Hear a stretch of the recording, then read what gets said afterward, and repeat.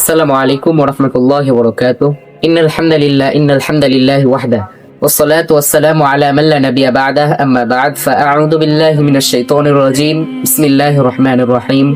শাহরু রমাদানাল্লাযী উনজিলা ফীহিল কুরআন হুদাল লিন-নাসি ওয়া বায়িনাতিন মিনাল হুদা ওয়াল ফুরকান। ইলা আখিরিল আয়াত। হামদনাথের পর প্রিয় ভাই ও বোনেরা, আজ রমজানের তৃতীয় দিন।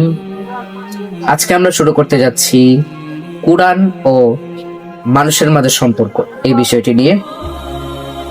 প্রিয় দর্শক মণ্ডলী, আমরা নিজেদেরকে একটি প্রশ্ন করি, রমজান কেন এত মর্যাদাপূর্ণ? শুধু রোজার কারণে না, বরং এই মাসে সবচেয়ে বড় মর্যাদা, এই মাসে আল্লাহর কালাম কোরআনুল কারীম নাযিল হয়েছে। পবিত্র কোরআনে মহান আল্লাহ তাআলা ঘোষণা দিয়ে বলেন, শাহরু রমাদানাল্লাযী উনজিলা ফীহিল কুরআন হুদাল লিন-নাসি ওয়া বায়িনাতিন মিনাল হুদা ওয়াল ফুরকান।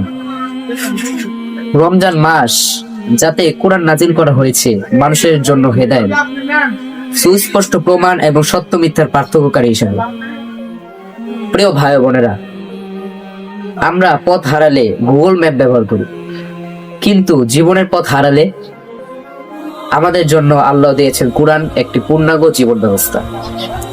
নবী সাল্লাল্লাহু আলাইহি ওয়াসাল্লাম এবং কোরআনের সম্পর্কে ইবনে আব্বাস রাদিয়াল্লাহু আনহু বলেন, রমজানের প্রতি রাতে জিবরাইল আলাইহিস সালাম নবী সাল্লাল্লাহু আলাইহি ওয়াসাল্লামের সাথে সাক্ষাৎ করতেন এবং কোরআন পাঠ করতেন। লক্ষ্য করুন, রমজানে রাসূল সাল্লাল্লাহু আলাইহি ওয়াসাল্লাম কোরআনের সাথে সময় বাড়িয়ে দিতেন। তাহলে কি আমরা শুধু তার বিপরীতে থেমে যাব, নাকি কোরআনকে জীবনের একটা অংশ বানাবো? কোরআন আমাদের জন্য কি কি করবে? রাসূল সাল্লাল্লাহু আলাইহি ওয়াসাল্লাম বলেছেন, ইকরাউল কুরআন ফাইন্নাহু ইয়াতি ইয়াউমাল কিয়ামাতি শাফিআন লিআসহাবিহি। রাহু মুসলিম। তোমরা কোরআন তেলাওয়াত করো, কারণ কিয়ামতের দিন এটি তার পাঠককারীদের জন্য সুপারিশ হবে। ভাবুন একবার, যে কোরআন আজ তাকের উপর রাখা, সেই কোরআন কিয়ামতের দিন আমাদের পক্ষ হয়ে দাঁড়াবে। একটি আত্মসমালোচনার প্রশ্ন। রমজান আসে, আমরা খতম করি, কিন্তু রমজানের পর কোরআন কি বন্ধ হয়ে যায়? এটা কি কোরআনের হক আদায়? কোরআন শুধু তেলাওয়াতের জন্য নয়, বরং পরিবর্তনের জন্য। আজকে থেকে আমাদের গভীর সিদ্ধান্ত, আমি শুধু কোরআন তেলাওয়াত করব না, বোঝার চেষ্টা করব। আমি শুধু পড়বো না, অন্তত একটি আয়াত জীবনে বাস্তবায়ন করব। আমি রমজানের পরেও কোরআন ছাড়বো না, ইনশাআল্লাহ। আজকের থেকে আমাদের 3টি করণীয় হচ্ছে, আজ থেকে অন্তত 20 মিনিট কোরআনের জন্য নির্ধারণ করব।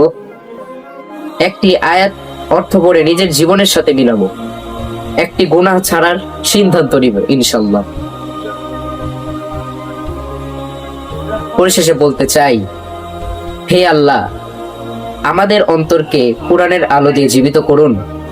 আমাদেরকে কোরআনের অনুসারী বানান, শুধু তেলাওয়াতকারী নয়।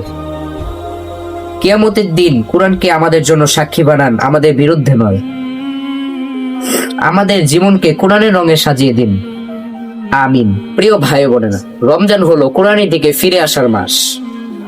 যদি এই মাসে আমাদের কোরআনের সম্পর্ক গভীর না হয়, তাহলে আমরা সবচেয়ে বড় সুযোগ হারিয়ে ফেলবো। আগামীকাল ইনশাআল্লাহ আমরা আলোচনা করব রমজান ও নামাজ ঠিক করার অঙ্গীকার। আজকে এখানে ইতি টানছি। আসসালামু আলাইকুম রহমতুল্লাহ।